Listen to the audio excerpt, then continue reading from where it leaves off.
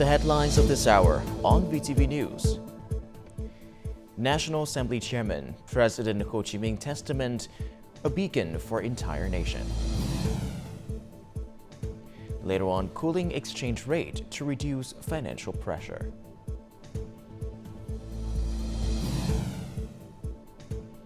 And in our world news, US and China's strategic dialogue concludes.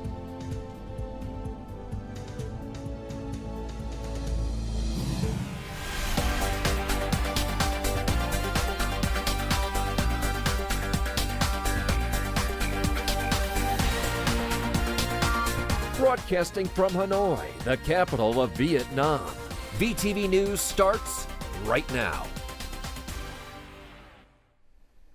Good morning. It is currently 8 a.m. local time and you're tuning into 30 minutes of VTV News. I'm Didin Lei with the latest updates. Now, Party General Secretary and State President Tô Lâm on August the 29th chaired a meeting of the Personnel Subcommittee of the 14th National Party Congress and the Steering Committee for the Personnel Planning of the 14th Party Central Committee, its Politburo, and its Secretariat for the 2026 to 2031 tenure. Members reviewed a draft report on the 13th Party Central Committee's personnel affairs and discussed plans for the 14th Central Committee, Politburo, and Secretariat. General Secretary and State President Tô Lâm emphasized that personnel work is a critical aspect of each party congress, requiring thorough, careful, and prudent preparations. The leader said the personnel planning for the party's Central Committee, its Politburo, and Secretariat is a matter of great importance and will be carried out regularly from now until the 14th National Party Congress. It is closely linked to the assignment, arrangement, and preparation of key leadership personnel for agencies, units, and localities for the next term. Prime Minister Phạm Minh Chính on Thursday addressed the inauguration of the 500 kilovolt Circuit 3 power transmission line project in Hưng Yên Province. At the ceremony, the Prime Minister affirmed that the project holds special significance in many aspects of economics, politics, society, national defense, and security. More in the following. On behalf of the government, the Prime Minister hailed the efforts and contributions of youngsters, soldiers of armed forces, local residents in localities the project passes through, as well as the more than 12,000 engineers and workers of the electricity industry who participated in the project. He also affirmed that the project has a strategic meaning in ensuring national energy security, easing the power shortage in the north. This is a success of trust, great solidarity, joint efforts, unanimity, and the engagement of the entire political system under the leadership of the party. The 519-kilometer-long line has an investment capital of over $896 million, comprising 4 sections. Its construction started in January. The project was completed after only 6 months instead of 3 to 4 years as usual. Many records were set, including the shortest investment procedures and the shortest construction time. The project has strategic significance, contributing to ensuring national energy security. This is a critical and urgent power transmission line as it increases transmission capacity through the 500 kV system from central to northern Vietnam to 5,000 megawatts. The project is a symbol of the spirit of great national unity under the leadership of the party. The project has strengthened investors' confidence in the capacity of Vietnam to ensure electricity and energy for production.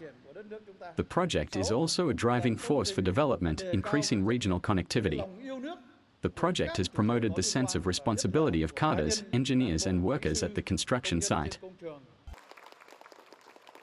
The government leader requested the Vietnam Electricity and the National Power Transmission Corporation to coordinate with localities to conduct environmental restoration along the project site and ensure effective and safe operation of the project. He also asked the administrations of the 9 project localities to ensure good living conditions of people affected by the project. He said that many useful lessons have been drawn from the implementation of the project, including the need for maintaining high determination, assigning specific tasks to particular people, defining clear responsibilities and specific deadlines for each task, and producing measurable outcomes.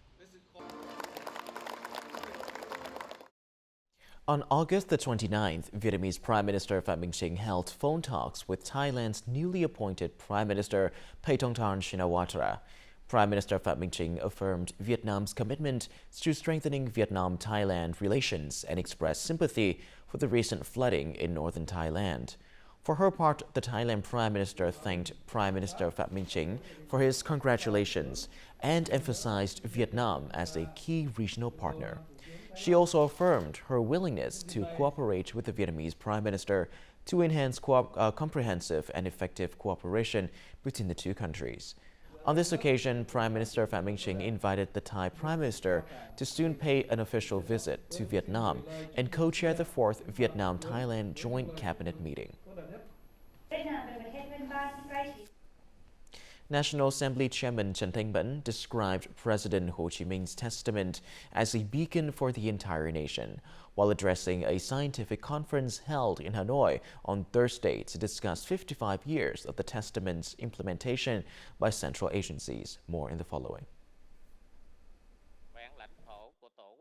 At the event, the top legislator stated that over the past 55 years, the ideology and testament of President Ho Chi Minh have always remained in the country, guiding the entire party, people, and army to stay steadfast in and loyal to the late leader's revolutionary ideal, and excellently inherit his great revolutionary career, to which he devoted his entire life.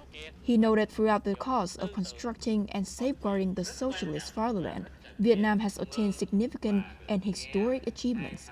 This has been achieved over the nearly 40 years of renewal by bringing into play the strengths of the entire nation and unceasing efforts and anonymity of generations of cadres, party members, and people from all social strata.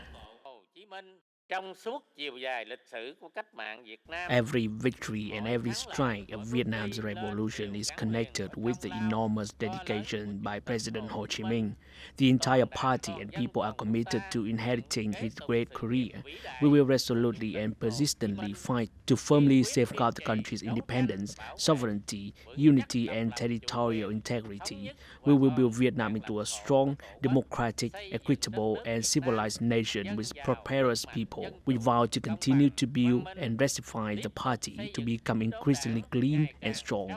We vow to continue to study and follow his ideology, morality, and style. The top legislator also requested that central agencies should keep adhering to the leadership and directions by the Party Central Committee, the Politburo, and the Party Central Committee's Secretariat to comprehensively, harmoniously, and intensively carry out the party building, firmly uphold the principle of democratic centralism, and promote the leadership and core role of party organizations. The US dollar has been depreciating, falling more than 3.6% against other strong currencies since the beginning of August. This decline has caused the US dollar to fall to its lowest level since the beginning of the year. Hence, the exchange rate between the US dollar and Vietnam Dong to its lowest level in nearly half a year. That is helping to reduce financial pressure, production costs for businesses, and inflation. The latest moves from the U.S. Federal Reserve about possible monetary policy adjustments in September will further increase the value of the Vietnam Dong. If the Fed lowers interest rates, the demand for USD reserves will decrease, so holding VND is more profitable, and converting from VND to USD will reduce. The pressure on exchange rates to decrease will help banks access cheaper capital sources in the market, especially in the context that credit growth by the end of August had returned to positive levels, up 6.63% compared to the end of 2023. Capital liquidity in the market will be less tense and banks can mobilize capital in abundant markets with more suitable interest rates, thereby supplying capital to the market, saving costs for businesses. Many businesses are benefiting from it, especially those import raw materials to produce goods for domestic consumption or to meet orders from partners. Thanks to the cheaper cost of imported raw materials, the selling price is also cheaper, thereby curbing domestic inflation. Imported inflation decreases, so the price of consumer goods decreases, helping the price level decrease. The cooling exchange rate not only supports businesses, but also helps the economy achieve its dual goals of controlling inflation at 4 to 4.5% this year, while creating momentum to strive to achieve the GDP growth target of about 7% this year. The PetroVietnam Technical Services Corporation (PTSC) and its Singaporean partner Sembcorp Utilities launched a ceremony on August the 28th in Singapore to hand over contract packages for wind and hydrological measurements and geological surveys. These packages will provide crucial data for a project aimed at exporting offshore renewable energy from Vietnam to Singapore. The work includes wind and hydrological data collection, seabed geological surveys, and wind power potential assessments. The project is part of the strategic cooperation between the two nations in the field of clean energy and was launched early last year through the signing of a Joint Development Agreement (JDA) on investment cooperation and export of clean energy from the nation to Singapore within the framework of Prime Minister Phạm Minh Chính official visit. My sincere appreciation goes to Sembcorp Utilities. Coming up next on VTV News. Quỳnh Bidap, the man behind the terrorist attack on June 11th, 2023. And later on, international friends who love Vietnam like a motherland.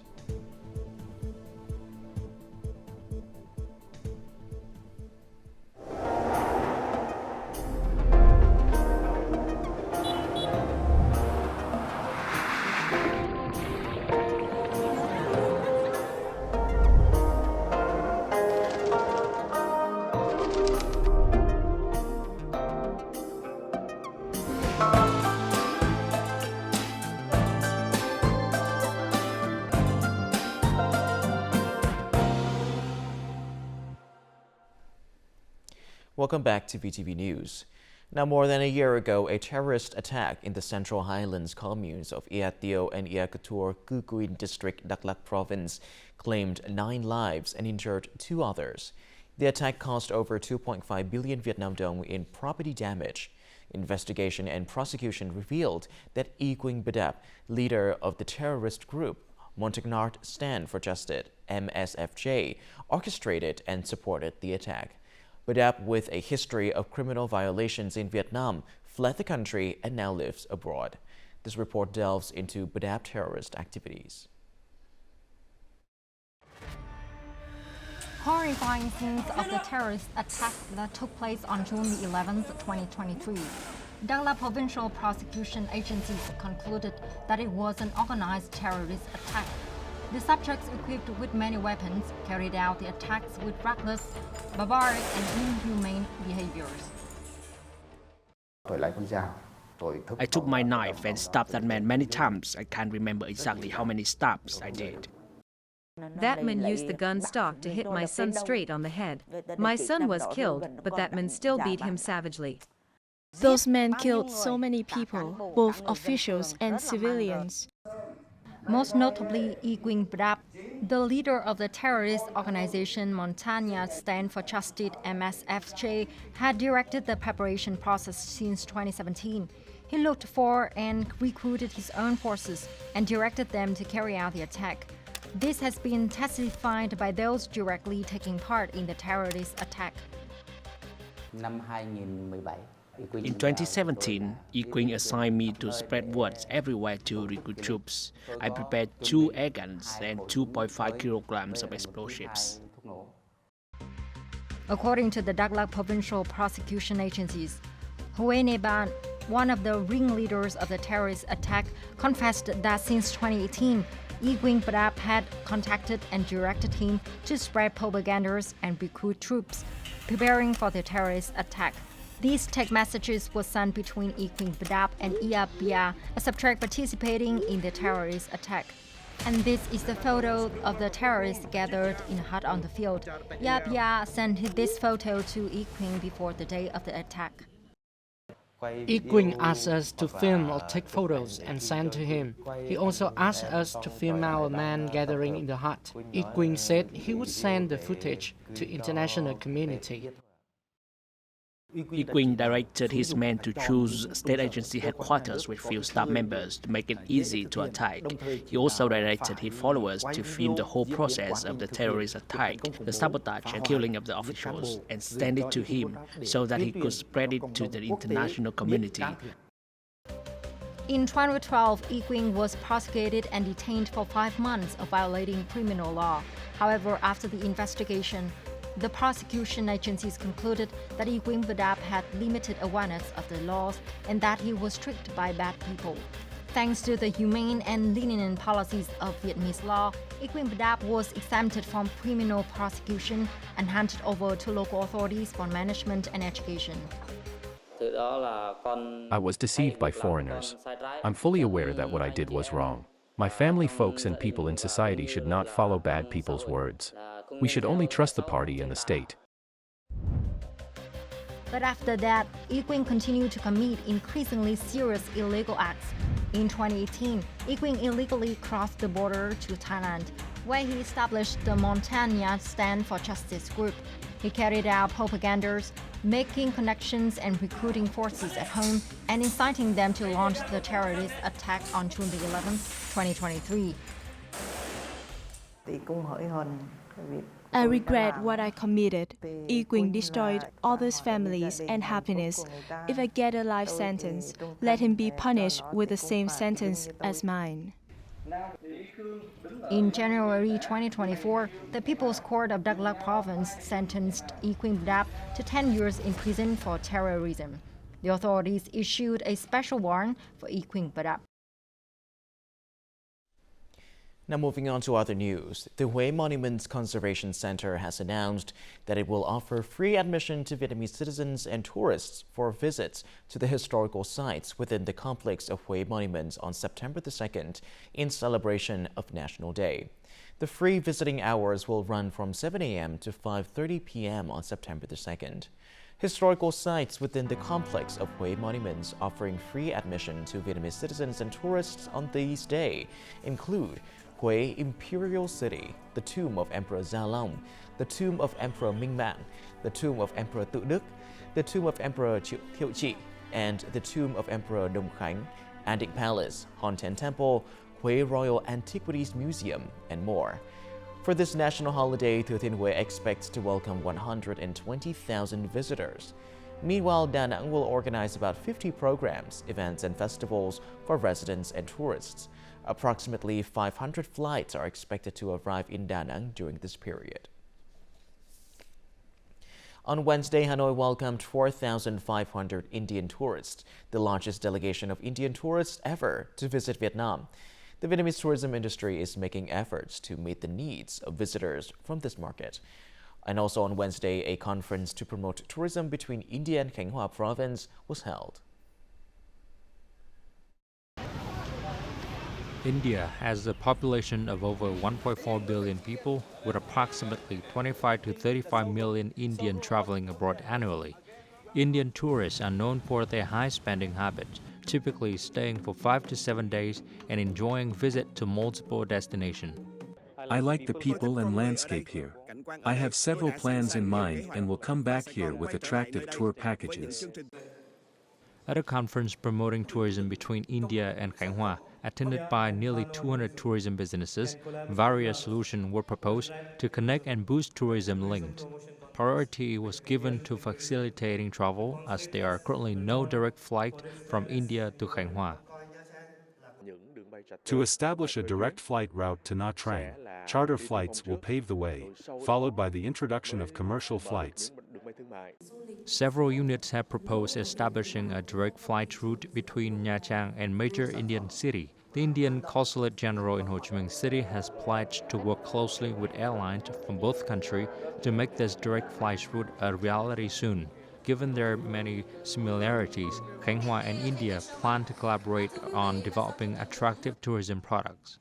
We will facilitate collaboration between tourism businesses of both countries to develop specialized products such as resort, MICE, spiritual, and wedding tourism. With its modern hotels, resorts, and high-quality services, Nha Trang can fully meet the needs of organizing luxurious and impressive wedding ceremonies for Indian tourists. Khánh Hoa will also collaborate with Indian businesses, directors, and artists to produce cultural and cinematic work showcasing Khánh Hoa culture and tourism. This initiative begins with the movie Love in Vietnam, the first film created through diplomatic cooperation between Vietnam and India.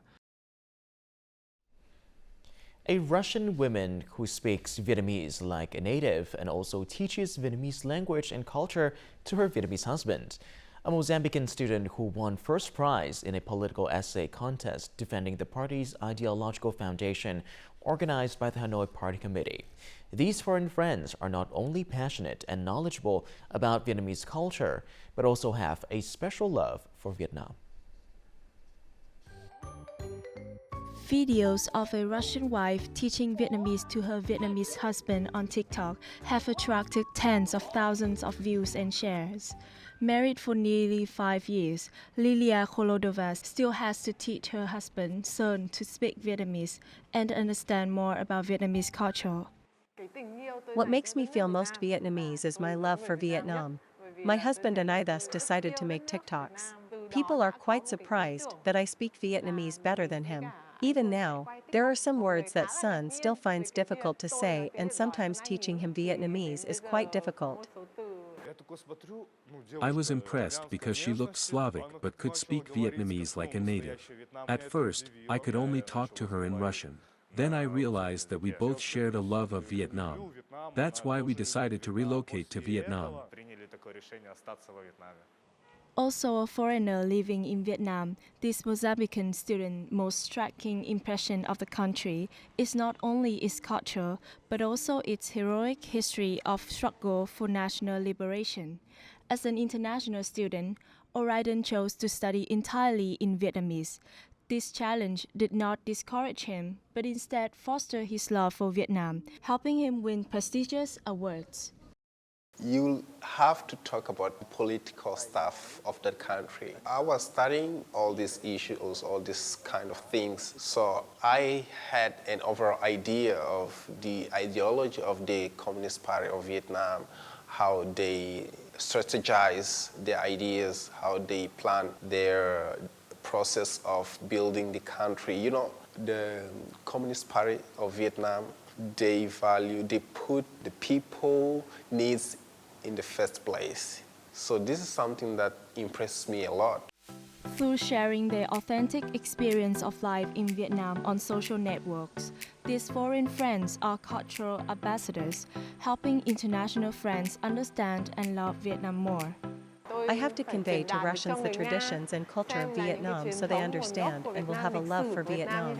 This is something that I always try to tell to my friends, my peers, and my mates so that they can see and understand how wonderful this country is. Coming up next in our world news, US-China Strategic Dialogue concludes.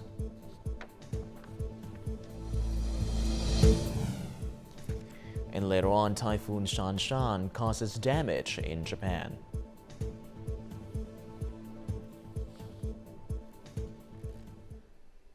Now moving on to our world news, the US-China Strategic Dialogue concluded on Thursday after 2 days of meetings.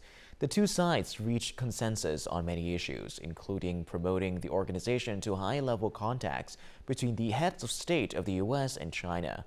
Chinese Foreign Minister Wang Yi and U.S. National Security Advisor Jake Sullivan discussed holding a new round of interactions between Chinese General Secretary and President Xi Jinping and U.S. President Joe Biden in the future.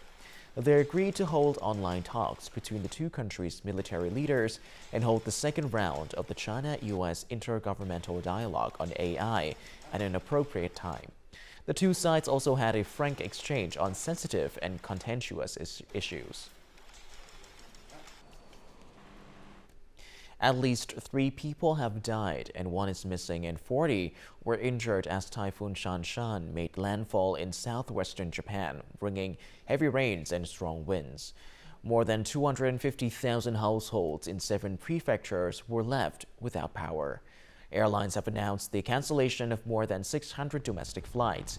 Train services have been temporarily suspended in many areas of Kyushu. According to the weather agency, at 1:45 p.m. local time on Thursday, Typhoon Shanshan was near Unzen City in Nagasaki Prefecture, with winds of up to 180 kilometers per hour, and was moving north at a speed of about 15 kilometers per hour. The storm is forecast to hit central and eastern regions around the weekend, including Tokyo.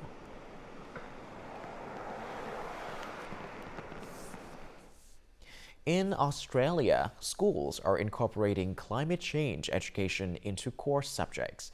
This aims to help students better understand and deal with environmental concerns. Let's take a look. At Harkaway Primary School in Melbourne, Australia, teaching students how to use the evacuation kits is now a top priority. A firebox is something that we'd use if the fire danger ratings are either high or there is a fire near you. Environmental education has become a central focus of the Harkaway curriculum. Students not only learn about marine ecology and wildlife, but are also involved in monitoring the status of streams near the school.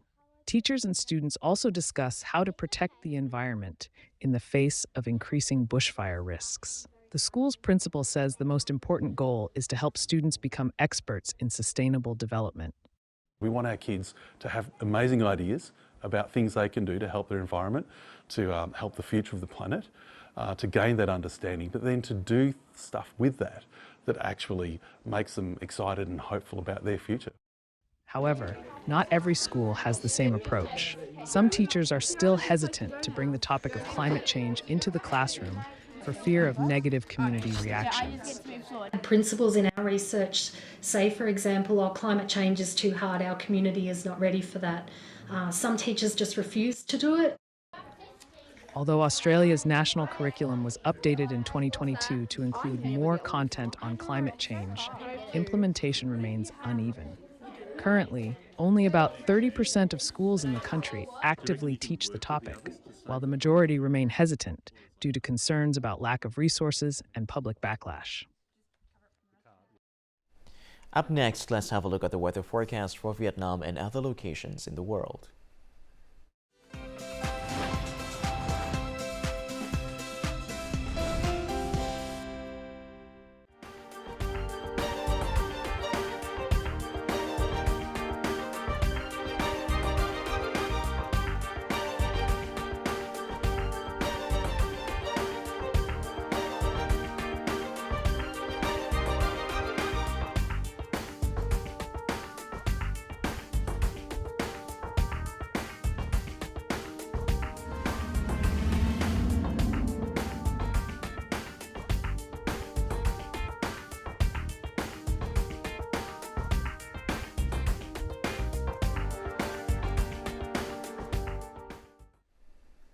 And that is all that we have for this hour on VTV News. To rewatch our program, you can visit our website or YouTube channel or download a mobile app VTVgo for more.